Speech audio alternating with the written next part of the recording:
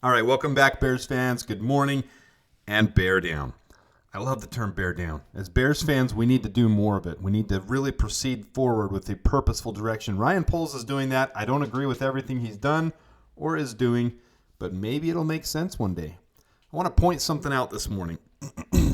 Just because my big board or PFF's big board or another creator's big board or PFN's big board or Walter Football's big board is a certain way doesn't mean that's how these teams lay out their players.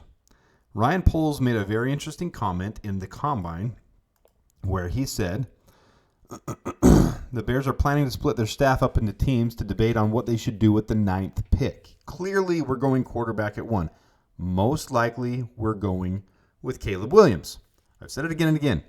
But guys, there's so many people that are stuck on the fact that it's 100% that's just not accurate.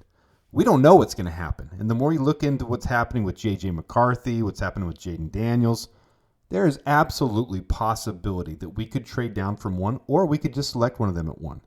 We don't know what's going to happen. This isn't conspiracy theory. This isn't craziness. Really, until that time comes, these players are going to meet with them at Hallis Hall in top 30 visits. They're going to do their workouts. They're going to pick their brains. They're going to press them. They're going to pick them apart. That's when they're going to see who their true player is that they want to be the quarterback of this team. Now, everything you hear is that Caleb Williams is impressing them. And he's showing them maturity. And he's showing them that he can do all the right things and say all the right things. But would they say anything different with whoever was projected to go 1-1? No, they wouldn't. And that's something that's not being pointed out. Because if they want to trade out of 1-1, they're not going to diminish Caleb Williams at all. They're not going to hype someone else up to let them know that maybe we want to go for someone else. The reality is they're going to let that hype roll for whoever 1-1 is.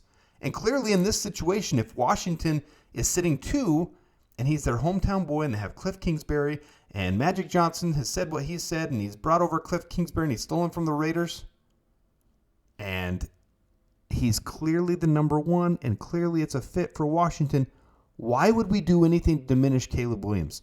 We would hype that train just as hard as anyone else, and we've done that. So point is, nobody knows what's going to happen. We are sitting 3 weeks away right now from the draft. Anything can happen.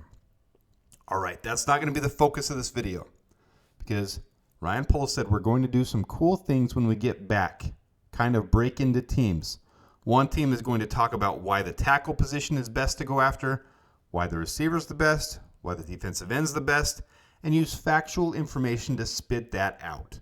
And we'll have a debate in terms of what's most impactful for our football team, short-term and long-term. That's a really interesting statement. What's most impactful for our football team, short-term and long-term. And you can take that so many different ways. So that's what this Pods episode is going to be about. I'm labeling this the Pods episode. And he specified 3 different positions. And he really offered that up freely. And we've done analysis on that, and it really is the positions that need the most help. We've added shallow depth. We're not going to call it deep depth. We're going to say shallow depth at some of these positions. Primarily at center, guard, tackle, very lightly with defensive end with the most recent signing. But really, there needs to be more depth. We've signed another star at wide receiver in Kenny Allen, but it's a 1-year rental. So let's break these out. Let's go into these pods and determine where we stand and what we're looking at. And I'm going to show you where I rank my big board. And the Bears might say, Adam, you're crazy. That's not where we rank them at all. And the Commanders might say, Bears, you're crazy. That's not where we rank them. They're all going to rank them different. They're all going to have the things and the key aspects they rank different. And that's why he's saying, we're going to go debate this. We're going to go take this to our big board. We're going to go look at these in terms of where these players stand and what we see in them. We're going to have guys like Adam that pull these things apart and say, this is what I like about Dallas Turner. And another guy on the same team is going to say, this is what I like about Chop Robinson, about Jared Verse, about Latu. And then they're going to say, this is why the defensive end position is so impactful this year that we have to go pound the table and get a defensive end this year. Or this is why we have to get a wide receiver. We've got 2. We don't have the other ones. We don't have a high point guy. We don't have someone that's 6'3" and above. We don't have someone on a rookie contract that can outlive these DJ Moore, Keenan Allen contracts, because after those two, we got no one. Or, man, we've got a couple tackles, but they're also coming to the end of their terms on one of them. We have a rookie on the other one, but the depth is so shallow. All right, so let's break into these pods. Number one, here is the Bears' offensive tackle position. Here is everyone on the roster right now. Now, Matt Pryor shows guard, but he is a tackle. He's versatile. He can play guard, but he's a tackle. Up top there, those are his stats. Now, what you're going to see that really pops out is that blue, 88.5. But look, it was only 42 snaps this last year. So it's such a shallow sample size that it can't be impactful when you compare it to 2022, 21, and 20 with Indianapolis and Philly. And you look at those years, 2021 was kind of a nice year. 2020 and 2022 sucked bad. So you have to look at those things and say, okay, this is a guy that's just trying to make the roster, trying to make his impact and trying to improve. And he's coming into Chicago trying to prove himself to make, realistically, tackle 4. Now you see at the bottom, I crossed out Larry Borum and Aviante Collins. To me, they are not worth their weight. They shouldn't be on the team, and it's just a matter of time until we get through camp. Right now, we have 68 players signed on the team. By the time we get to camp, you're going to have 90 plus. And then it'll get trimmed to 90. And then it'll get trimmed down to the 63-man roster. So right now, we have enough guys to go into a season and say, okay, we've got 68 guys. We can trim that to 63. But we got to go through the draft and get more quality guys. We got to try to find our undrafted free agents. We got to bring guys into camp. We're going to fill this thing out, and then we'll trim it down through competition. Iron sharpens iron. Look at Jake Curhan with Seattle, and I think he could be coming across because of the Shane Waldron connection, but there's nothing to be excited about there. His pass blocking is among the worst in the entire league. To me, he's right there with Larry Borum. So Jake Curhan is nothing to me. Matt Pryor has a better shot right now of making the 53-man roster than Jake Curhan, in my opinion. Well, we're going to draft someone because Ryan Poles even mentioned at the Combine, this is a deep offensive tackle class. We've got Kieran Abinjabi from Yale who has his pro day today. It's going to happen today. Yale is the last one. Man, he's an athletic freak. And man, he fits perfect for what the Bears might want to do, but he might not be there at 75. So, I don't know. What's going to happen there? There's deep offensive tackles. That might be a position we hit in the 3rd, 4th round. Oklahoma's tackle, the second tackle, I can't remember his name right now. Not Tyler Guyton. Walter Rouse. Walter Rouse might be a good option in the 4th or 5th round. There's some deep offensive tackles in this class, but are they going to beat out Braxton Jones? That's what you have to look at, because look where we stand with contracts.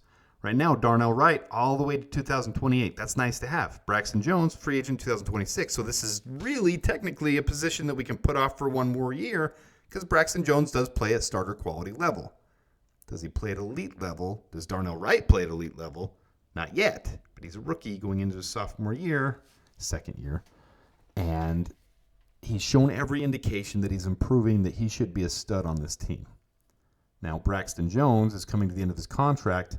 I don't know if he screams elite. He seems quality. He seems starter, lower end starter, but he could prove himself different this year. And are they really ready to turn that chapter and make him a swing tackle? Well, we'd probably have the best swing tackle in the league if we did that.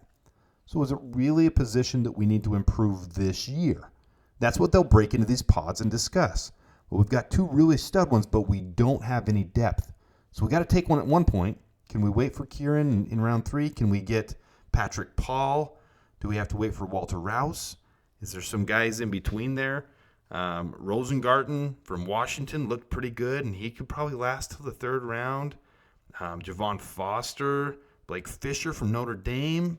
I mean, some of these guys, they could last easily to the 3rd, 4th round. Are they quality enough to be a swing tackle position for us? I don't know. When you're looking at number 9, though, there's a home run if he falls to number 9, and everyone knows who that is. That's Joe Alt. So Joe Alt, to me, at number 9, this is where you break into pods, and you prove your point and say, you can't pass up on this guy. So here's his RAS score, 9.93, 6'8.5", almost 6'9", 321 pounds. 40-yard dash is very quick for a man his size. 10-yard split is impressive. His shuttle, his through cone, he's versatile, he's agile. The only thing he's not elite on is his vertical. And his as a tackle, his planting with his base, his feet in the ground. Is that really that important? No. And what screams out with these guys is his consistency. Here's his last 3 years. His offensive grade, his run block, and his pass block grade. All elite. And what screams out even more, I gave you sack hit hurry numbers for Zach Frazier and Jackson Powers Johnson and players on the line. When you have a tackle that's above 30 on sack hit hurries allowed, so that means at the top right there, sack hit hurry, 45.96 plays between a sack hit or hurry allowed by Joe Alt. At the tackle position, we're going to use the term generational. He really is a special tackle. There's no way he's making it to 9. So I pitch my case and I say, you know what? If he makes it till 9, you can't pass him up. Even if we've got Braxton Jones, he turns into a swing tackle, we've got a stud tackle bookending. Joe Alt is legitimately a guy that could day one be a Pro Bowler. He's a guy that legitimately could be a stud tackle in this league for 10, 15 years easily. So there's your pitch for offensive tackle. Is it our biggest need? Not necessarily, but if you got a player like this that falls to 9 for who knows what reason and how other teams let him get through, how the Titans ever let him pass by, you snag him up. All right, let's move next to our wide receiver position. So we're going to move to the next group. Here's our wide receivers. And what screams out on this is look at all those contracts that are at the end of their contracts. Now, wide receivers, you need more than tackles. You need 6 on the roster. You need to have 6 guys. Now, realistically, you're not going to use all of them in a game, and you might use some for special teams or returns, but you got 6 on your team. Right now, we only have DJ Moore past this year under contract, and Bayless Jones and Tyler Scott. And you see the question marks next to those guys. They didn't show enough that they're starter quality in this league yet. Are we giving up on them? Absolutely not. There's a lot to prove, and you come into that sophomore year and the third year, and that's where these guys really can typically break out. You get some studs that break out year one, and it's fun when that happens, and you've got a home run, and you've got a star wide receiver 1, and that's fun, and you like it. And that's what's so exciting about this draft. This is the deepest wide receiver class in a decades. People are saying it might be the best wide receiver class ever. I mean, there's a lot of hype around this wide receiver class for good reason. So you look at this and you say, okay, Keenan Allen's on the last year of his contract. Are we getting an extension done? Well, this is information that they'll know in Hallis Hall. This will help them make their decision better. Maybe they're working on a contract extension with Keenan Allen right now. Maybe they're not. DJ Moore said he wants to retire in Chicago. Will he want to? If we get a rookie quarterback that comes in and repeats the regurgitating washing machine pattern that he's gone through in Carolina, he lost the best connection he's had. Now is he going to have that same connection with a quarterback that comes in? Caleb Williams, J.J. McCarthy, Jaden Daniels, whoever it is he going to have that same connection with them? I don't know. And if he doesn't, is he going to want to re-sign a contract? I don't know. We have not drafted high-caliber receivers in the first round ever for the Bears. Okay, that's an exaggeration. But we tried with Kevin White, and he got injured. We got Alshon Jeffrey in the second round. Worked out pretty well for us. But we have never had this opportunity to draft this high of a caliber of wide receiver, to get our own Justin Jefferson, to get our Jordan Addison, to get Jamar Chase type of players. That's what these great teams end up getting. Devonta Smith. Why do you think the Bengals and the Eagles ended up having such success with those rookie contracts? Because they ended up getting those guys on the rookie deals. I've never seen a draft more important for the Bears to get this right. And this is my argument going into pods for wide receivers. There's a lot of guys that would fit that mold in this draft. I don't see any way, shape, or form possible that Marvin Harrison Jr. makes it to number 9. No matter what your little arguments you hear or the rumors you hear on Facebook or whatever, Twitter or whatever. It's not happening, guys. It's just flat out not happening. It will not happen. If he gets anywhere close to 9, I can guarantee you the Colts will jump from 15 up to 6 or 7 and say, you guys are all stupid. We're jumping up. We're leveraging our future because we don't have that many team needs. We're going to jump up and get the guy that belongs in Indianapolis, and we're going to steal them all from you guys. I guarantee Marvin Harrison Jr. will not make it to 9. Let's look at the guys who potentially could. Now, I have a hard time believing these extremely positive guys could make it out of the top 8. But if they do, to me, I'm making my pitch. I want to be on team wide receiver pitching for Rome Odunze. I absolutely believe in any other draft, Rome Odunze would be a top 5, even top 3 pick. He is a wide receiver that reminds me of Devontae Adams, who reminds me of that high point contested catch guy who can get up and get the ball, but also muscle it away. 75% contested catch rate is unheard of, and it absolutely translates to the NFL. Combine that with a 3.2% drop rate, he is my favorite behind Marvin Harrison Jr. And the thing with him, too, it's consistency. Look at the last 2 years up top there. Off of PFF, 89.8 grade, 79.1 grade. So, yes, he got better his last year, but his year before that was not bad at all. 9.92 RAS score. He's an athletic freak. Absolutely. I love Rome Odunze. Right behind him, now most people have him ahead of him, is Malik Neighbors. You see the top there, 45.5 contested catch, 5.3% drop rate. Runs routes so clean. Such a good fit. I don't see any way he drops to 9 either. A little shorter, a little smaller, but that's the only knock on him, and it's not a bad knock. Players like DJ Moore show that that doesn't matter when it comes to this type of route running an elite level of athlete. 9.64 RAS score, and the same thing, consistency. Yes, his last year was better than the year before, but both good years for him. I don't see him making it to 9. If he does, yes, we snag him up as well. And then last, this doesn't mean we snag him up at 9, but someone who needs to be considered, Brian Thomas Jr. Now, he hasn't been as high on the boards because, look at the top, he wasn't as consistent the last 2 years. He really had a breakout year this year. But to me, Brian Thomas is the epitome of route running and separation more than anything. His separation is next level. He knows how to separate. He's 6'3", 210 pounds. I really like Brian Thomas Jr. 58.3% contested catch rate, 7.7% drop rate. Someone that needs to be considered. Again, we talk about these things. We don't know where the Bears have their rankings on their big boards. We don't know if they have Malik Neighbors number 1 ahead of Marvin Harrison Jr. As crazy as that sounds, they might. And they might have Rome Odunze number 2 and Marvin Harrison number 3 and Brian Thomas number 4. And where they have them being acceptable really falls in line with what Ryan Poles is talking about. We're going to break into groups and discuss this and see where we would take these guys. What's better short-term and long-term for our team? Think about that concept. Look at how many wide receivers we have under contract past 2024. What is the best long-term approach for our team? Well, we don't have high-quality X-type receivers that could learn under Keenan Allen and DJ Moore. If this is our only year with Keenan Allen and we want a receiver to learn underneath him, you're bringing that receiver in at number 9 overall. That's what you're doing. All right, let's move on to our defensive ends. All right, so you see the signing of Jake Martin at the top. Is he going to work out? I don't know. The X's you see through, Dominic Robinson, Daniel Hardy, they shouldn't even be on the team. Okay, so we've got 4 defensive ends right now. And really, how quality is Jake Martin? How quality is Khalid Kareem? That's the problem. You see Montez Sweat extended all the way to 2028. That's phenomenal. We love it. I've shown this over and over again, but here's the Tez effect. You see Montez Sweat, his year, 8.09 sack hit hurry, so 8 plays between a sack hit or hurry, 6.8% missed tackle percentage, which is phenomenal, 3 forced fumbles. His run defense is 72.9, his pass defense 70.6, his PFF grade 74.8.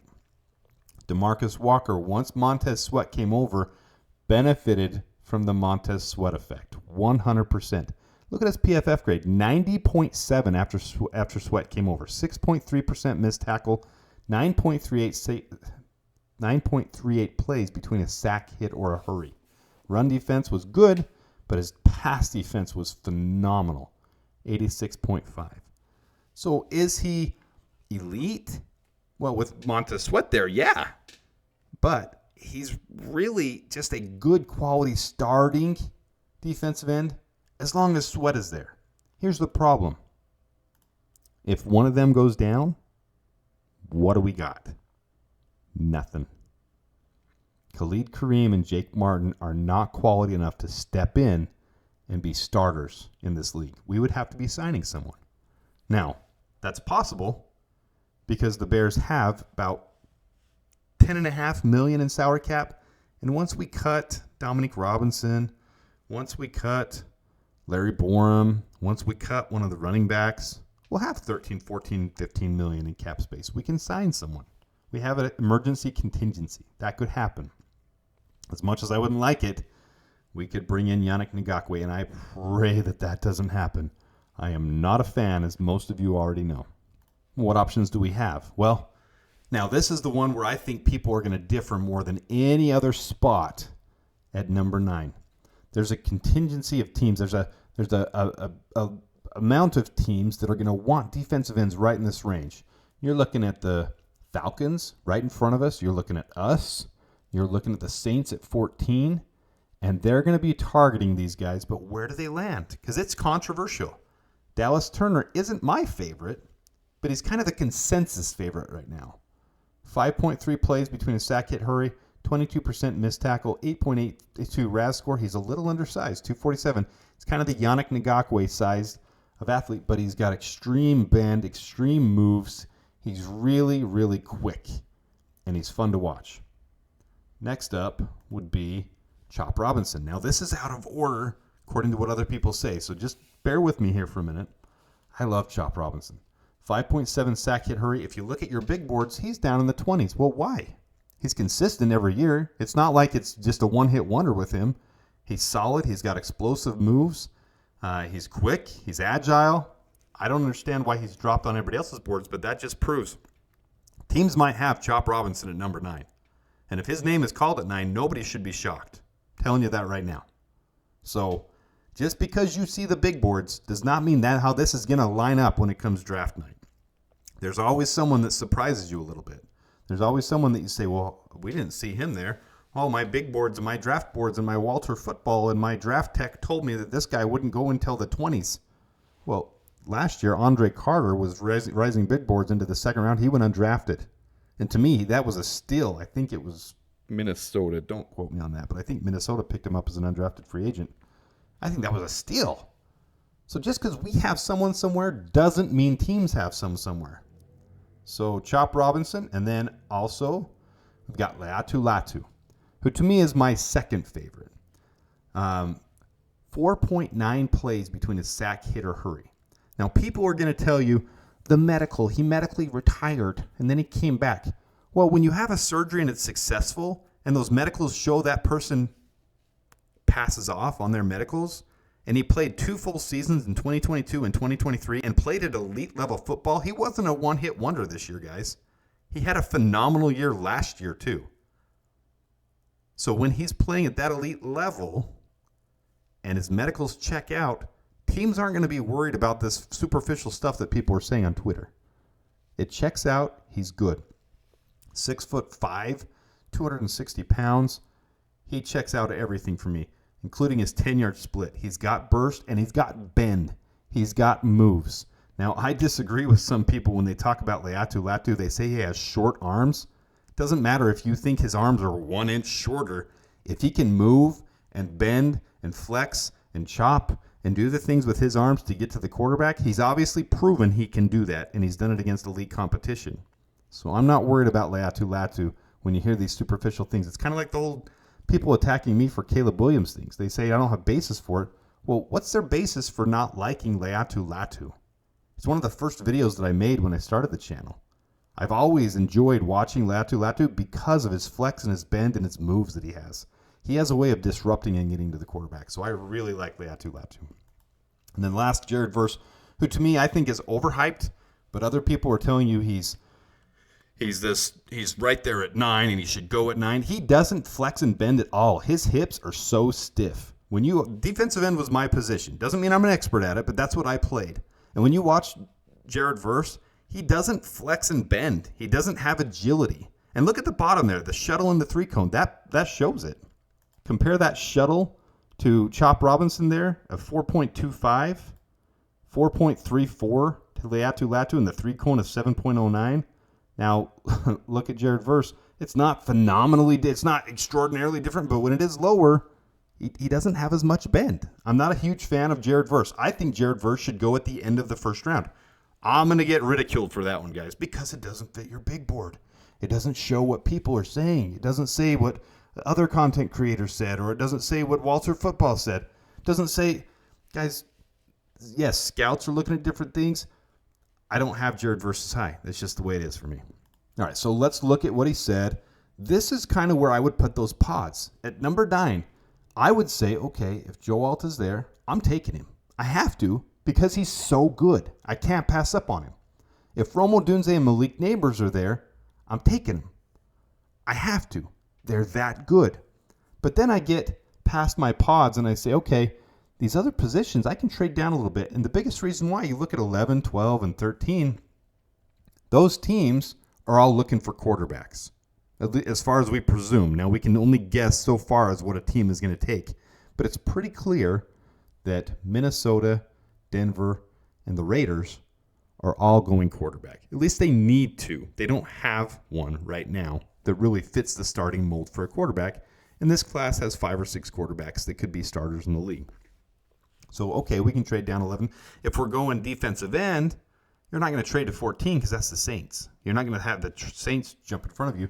But you could trade down a little bit, get some more draft capital, and then take Brian Thomas Jr. I'm not taking Brian Thomas Jr. at 9, but I would take him in this pod area of 11 to 14. Same with Dallas Turner, Chop Robinson, and Latu. Then if I want to trade down even further, that goes outside of what we said with offensive tackle, wide receiver, and defensive end. So I don't really see us doing that because that would be getting into the range of Jackson Powers Johnson, maybe looking at other players. But it could happen, and that's where I would take Jared Verse. So this is what it would look like for me if I'm going in there to Hallis Hall and I'm arguing pods on different positions and where we should take these players off the board. So it's interesting when you dissect what Ryan Poles said. We're going to do some cool things when we get back, kind of break into teams. One team is going to talk about why the tackle position, why the receiver position, why the defensive end position. That's kind of what we've done today on this pods episode. We're going to give factual information to spit that out. We'll have a debate in terms of what's more impactful for our football team short-term and long-term. We're going to look at these player profiles. We're going to look at where our team is right now, long-term, what we have. Really, we have DeMarcus Walker for the next 2 years. We have Montez Sweat for the next 4 years. So we're pretty good with our starters there, but we don't have depth. So what's best for us? We'll look at these wide receiver positions. And then we'll say, look, we've got Keenan Allen this year. They have inside information. They know if a deal's getting worked out, but if it doesn't, man, we really need someone to come in anyways. We need 3 solid wide receivers. Do we expect that X receiver to be impacted year 1? Probably not a 1,000-year guy as a rookie, but if you got that X receiver, if you get Romo Dunze in here, and you've got Keenan Allen and DJ Moore, imagine both of them having 1,200-yard seasons, and a rookie like Odunze having 800 yards, Cole Kmet having 600 yards, Gerald Everett having 400 yards. Man, our rookie quarterback just got stacked to get 4,000 yards for the first time as a Bear, as a rookie, because of the support staff we gave him. All right, we can look at Joe Alt. We say, okay, where do we stand? Well, we got Darnell Wright for the next 4 years. We got Braxton Jones for the next 2, but we don't have a swing tackle. We don't have depth. Is Jake Curhan, is Matt Pryor going to work out for us? I don't know. It's got to be better than Larry Borum. It's got to be better than what we had. So this is where that all comes down to play with where we break into pods. And then I'm not going to let it go away, guys. This is possible. It really is. And they have to discuss it. Okay. What if we really love someone more than Caleb Williams? What if we love J.J. McCarthy more? I guarantee this conversation is happening. And the hype for him has to stay high. Am I saying it's going to happen? No. Ignore what I put up there, a pre-draft trade. This is from a different slide I did a while ago. This is a potential thing. I didn't even catch that up there. That's kind of when I was hoping the trade would be done. I was wrong. I'm probably wrong, period. This probably won't happen. But if it does, they're going to discuss it. Among the other things they're going to discuss, where do these players land?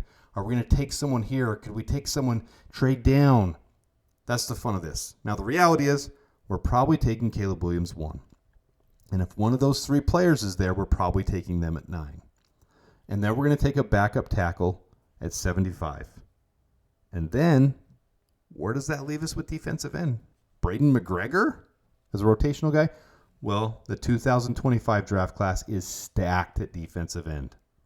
Patrick Payton is already considered to be a potential to go number 1 overall. If there wasn't other stacked players like Luther Burden and Shadur Sanders. I mean, it's going to be, who knows who's going to go first. The season has to play out, but you got Patrick Payton, R.J. Oben, J.T. Tuimalu, who many thought was going to come out this year, but ended up going back to school. Same with Jack Sawyer, Princely Umamalayan, the defensive end from Florida. You got Landon Jackson, who came out from Arkansas and really blew up this year. You got 5, 6, 7 legit guys that could go in the first round at defensive end next year. Same as this wide receiver class this year. So really, if we don't fix it this year, I expect us to maybe pick up a Braden McGregor in the 4th round. Man, we need a defensive tackle too, like a Mason Smith. So maybe we can trade down somewhere a little bit. Maybe we can trade some draft capital from the future. But next year's draft class is very good for defensive end. So maybe we don't address defensive end. That's all part of this pods discussion they're going to go into. They're going to discuss it, really analyze who's got the best angle here. Kind of a whole courtroom lawyer type situation where you're going to argue it out, put your best case forward. I can tell you by the time they're done with top 30 visits, interviewing these players, going through all that they have to go through, when it comes time to draft day, the Bears will have a clear picture of what they want to do. And that's when in polls we trust.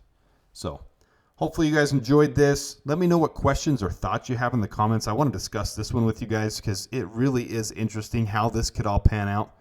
Don't focus on the quarterback thing that I brought up. Don't focus on trading down on that one. Let's focus on number 9 on this one's comments and on the focus of this episode. This is the pods episode. Focus on really who would be acceptable at top 9, or if we trade down a little bit because those guys are gone, who would make it so you didn't want to trade down? Who would make it so you do want to trade down? And it's not just about what you see on the general consensus big boards, because maybe teams see Brian Thomas as a top 9 pick. In any other draft, he probably would be. Maybe they see Chop Robinson as a top 9 pick that nobody else is really seeing outside of the top 20. We don't know. So let me know your thoughts and comments. Hope you guys have a great day. Hope you enjoyed the episode. Until next time, thanks for watching. Please subscribe if you haven't. Hit the like button if you haven't done that. Until next time, bear down.